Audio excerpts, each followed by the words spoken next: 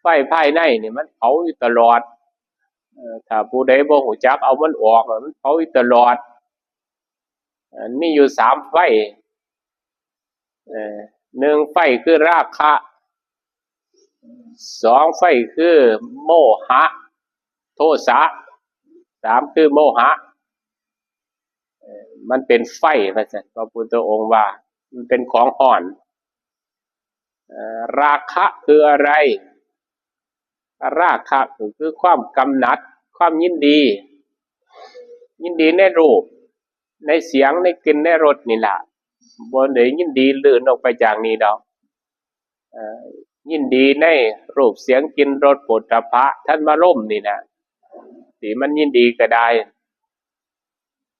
บัดคันเอานับเข้ามาบ่ได้ฝึกบ่ได้หัดบ่ได้พินิจพิจารณามันร้อนทั้งในก็คือร้อนใจเฮามันร้อนแค่ได้ยินเสียงเข้ามาก็ร้อนแล้วใจนั้น